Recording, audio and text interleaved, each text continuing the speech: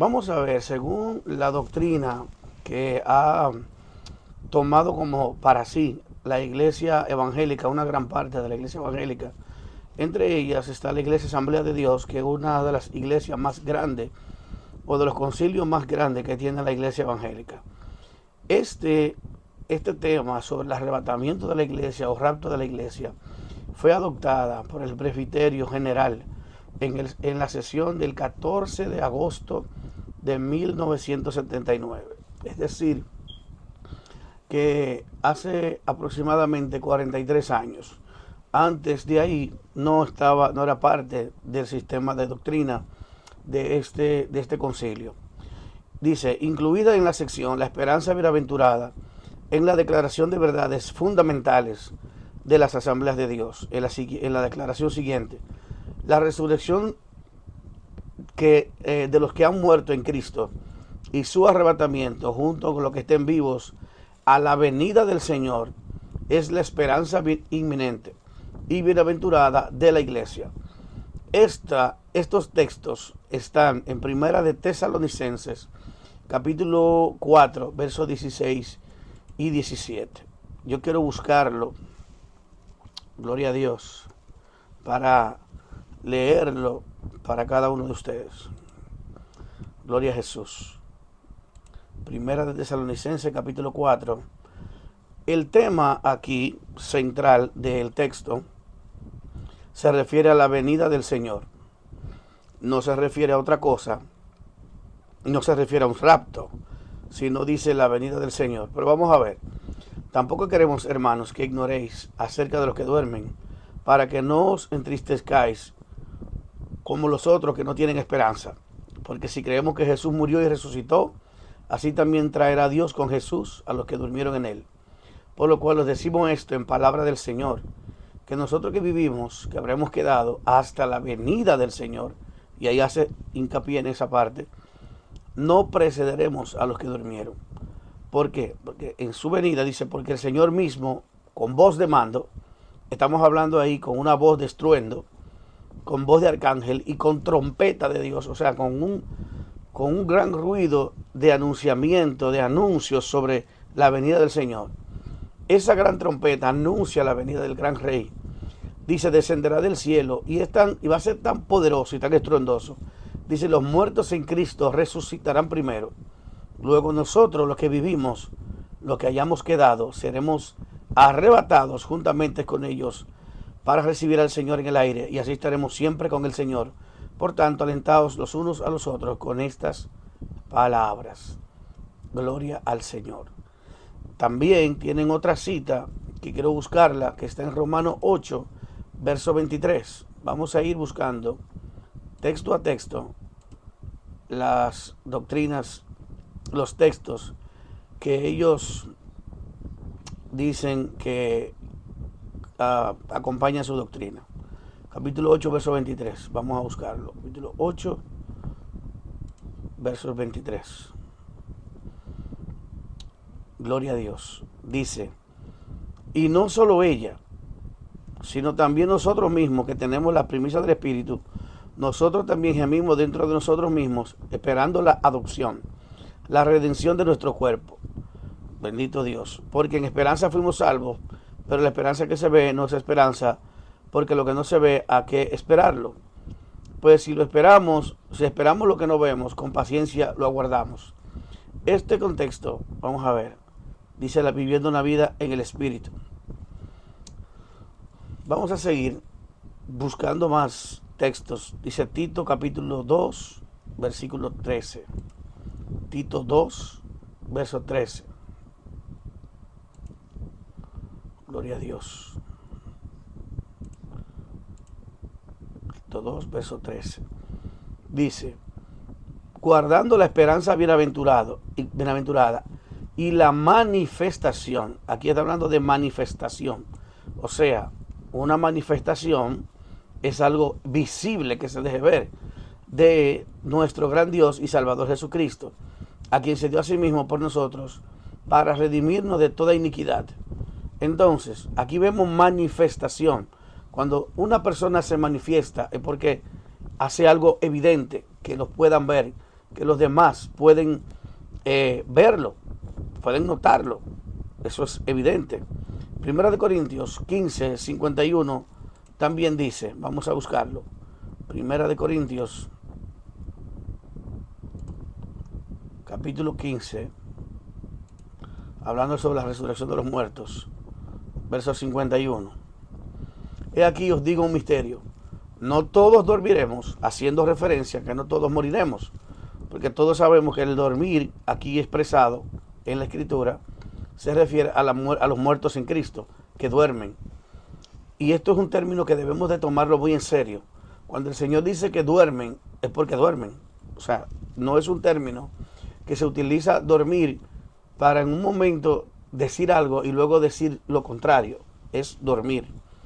Entonces dice, en un momento, oiga bien, cuando dice aquí en un momento, no todos dormiremos, pero todos seremos transformados. Dice, en un momento, en un abrir y cerrar de ojos, a la final trompeta, porque se tocará la trompeta y los muertos serán resucitados incorruptibles y nosotros seremos transformados, porque es necesario que esto corruptible se vista de incorrupción y esto mortal se vista de inmortalidad. Y cuando esto corruptible se haya vestido de incorrupción y esto mortal se haya vestido de inmortalidad, entonces se cumplirá la palabra que está escrita: sorbida es la muerte en victoria. Bendito Dios. Muy bien. Esta parte, cuando habla ahí en el versículo 52, en un momento y en un abrir y cerrar de ojos, muchos hermanos han dado la interpretación de que puede ser en cualquier momento. No, eso no es la interpretación correcta. Cuando habla de un abrir y cerrar de ojos, está hablando de una manera figurativa. Primeramente, quiere decir que cuando Cristo aparezca, en el momento, todos nosotros seremos transformados en nuestro cuerpo. O sea, los vivos tendremos un cuerpo transformado, un cuerpo angelical, así, rápido. Y los muertos en Cristo resucitarán también. Pero esa aparición del arrebatamiento de la iglesia, de Cristo, la manifestación de Cristo, no va a ser en cualquier momento. Porque eso no es lo que quiere decir cuando dice como un relámpago o como un ladrón en la noche. Ahí no hay nada que quiera decir o que diga que es algo inminente. Y podemos verlo, por ejemplo, ese mismo texto en las diferentes versiones. Vamos a verla. Vamos a ver cuál versión. La Biblia en lenguaje actual. Vamos a ver. ¿Qué dice el verso 52? Dice, en un abrir y cerrar de ojos, cuando Cristo vuelva, se oirá el último toque de la trompeta y los muertos volverán a vivir para no morir jamás. O sea, y nosotros seremos transformados. Mire qué claro dice esta versión. Esta es la versión lenguaje actual. Por eso es que tenemos que estudiar diferentes versiones para que podamos entender y en el lenguaje original de dónde procede o qué quiere decir en esa parte.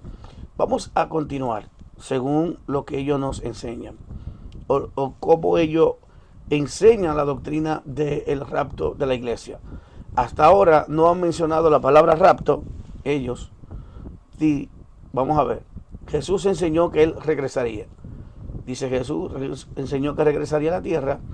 Él cuidadosamente advirtió a sus discípulos que necesitaban estar constantemente preparados para esto. Mateo 24, del 42 al 51. Me extraña que ese texto esté ahí porque, es usar un texto que es explicado y que puede no ser, vamos a decir, que puede ser utilizado para demostrar la doctrina que ellos enseñan sobre un rapto inminente. Vamos al versículo 42. Vamos al versículo 42. Hasta ahora tampoco lo han dicho en esta parte que he buscado de las asambleas de Dios. Pero vamos a ver. Por eso estén siempre alerta. Verso 42. Pues ustedes no saben el día en que yo, su Señor, vendré otra vez. Les aseguro que si el dueño de una casa durmiera supiera a qué hora va a llegar el ladrón, vigilaría la casa y no permitiría que el ladrón entrara. Del mismo modo, ustedes deben estar atentos y preparados, porque yo, el Hijo del Hombre, llegaré cuando menos lo esperen. Muy bien. Mateo 25, del 1 al 3, creo que habla de las 10 vírgenes. Habla de las 10 vírgenes, vamos a ver. Ahí es que, sí, las 10 vírgenes.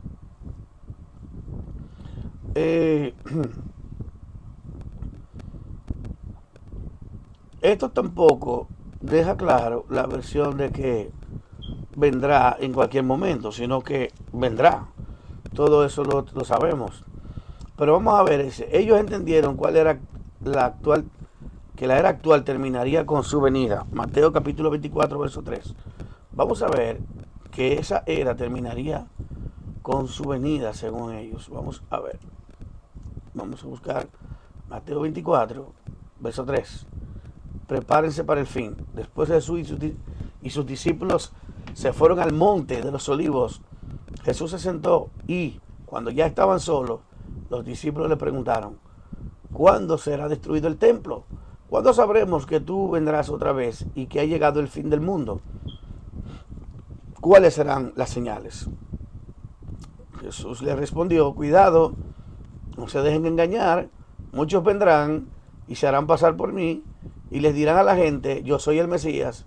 Usarán mi nombre y lograrán engañar a muchos. Escuche esto. Ustedes oirán que en algunos países habrá guerra, que en otros países están a punto de pelearse. Pero no se asusten. Esas cosas pasarán, pero todavía no será el fin del mundo.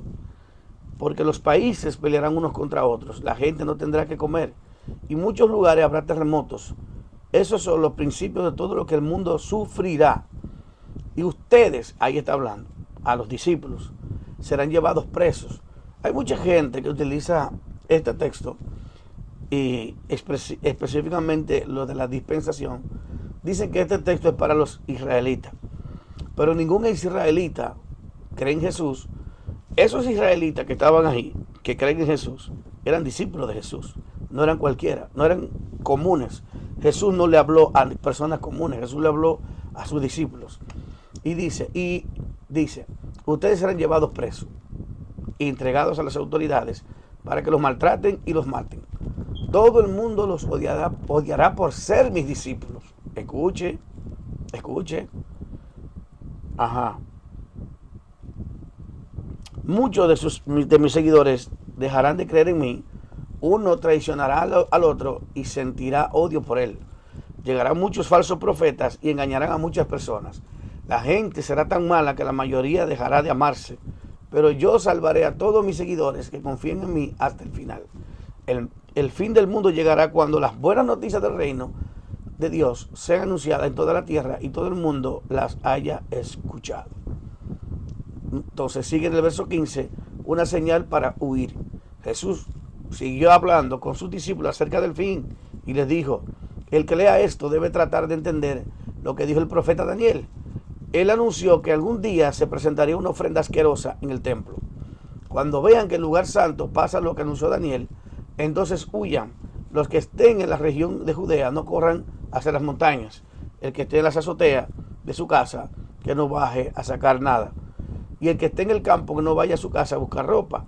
¿Qué tal les va a ir a las mujeres que en este momento estén embarazadas y a las que tengan hijos recién nacidos? Oren a Dios y pídanle esto, que esto no suceda en tiempo de invierno o en día de descanso, porque ese día la gente sufrirá muchísimo. Nunca desde que Dios creó el mundo hasta ahora, la gente que ha sufrido tanto como sufrirá ese día, y jamás volverá a sufrir así. Dios ama a quienes Él ha elegido, y por eso el tiempo de sufrimiento no será muy largo. Si no fuera así, todos morirían. Y si en aquellos días alguien les dijere: miren, aquí está el Mesías, o allí está el Mesías, no le crean, porque vendrán falsos profetas y falsos Mesías, y harán cosas tan maravillosas que engañarán a la gente. Si pueden, también engañarán a los que Dios ha llamado a seguirlo. Ya antes los había dicho antes, lo ha dicho a ustedes, que si otros vienen y os anuncian: el Mesías está en el desierto, no vayan. Y si le dicen: el Mesías está escondido allí, no le crean. Porque cuando yo, el Hijo del Hombre, venga, no me esconderé, santo. Todos me verán, pues mi venida será como un relámpago que ilumina todo el cielo. Todo el mundo sabe que donde se juntan los buitres, allí hay un cadáver. Así será cuando yo venga, todos lo sabrán. Entonces, mis amados, yo quiero que hagamos una especie de análisis. ¿Cómo podemos pensar que cuando Cristo venga, si el Señor está hablando tan claro, estamos en el versículo 28 y todavía Jesús le está diciendo que van a sufrir todas estas cosas, que van a padecer todas estas cosas? Y Él no le está hablando, en ningún momento le está diciendo que no van a pasar por ningún momento difícil, sino todo lo contrario, sino que mantengan su fe puesta en Él, que se mantengan firmes hasta el final. Este es el mensaje de Jesús, este es el mensaje real que Él está dando a sus discípulos. No es un mensaje diciendo, no se preocupen, porque cuando eso venga, ya ustedes no estarán aquí. Ese no es el mensaje de Jesús. El mensaje de Jesús tampoco es, no se preocupen, que el anticristo nunca lo van a ver, porque tampoco es el mensaje de Dios. Tampoco dice la Biblia, no, porque el Espíritu Santo es quien impide que se manifieste el anticristo, y por esta razón el anticristo, la iglesia, no va a pasar por la gran tribulación, porque es la iglesia la que detiene el anticristo. Es la iglesia la que detiene que el anticristo se manifieste. Pero entonces, cuando la Biblia dice que nos perseguirán y nos matarán y nos llevarán a los concilios y a las cárceles por causa de su nombre, entonces, ¿no es esa la iglesia? Es la iglesia de Cristo, la cual Él va a perseguir, porque Él odia a Cristo y odia la imagen de Cristo, que somos tú y yo en la tierra. Por lo tanto, es muy claro que nosotros tengamos que entender que si el anticristo, si la iglesia es levantada antes de que el anticristo viniera, Jesús no tuviera que explicar todo esto, porque no hay una forma de que la iglesia pase por situaciones difíciles si el Señor ha prometido salvar a quienes creen en Él. Pues entonces no había razón, no había forma para que esto aconteciese. Gloria al Señor. Entonces seguimos, amados. Hacemos un pequeño corte y continuamos en unos segundos con otro mensaje. Es todo, gracias.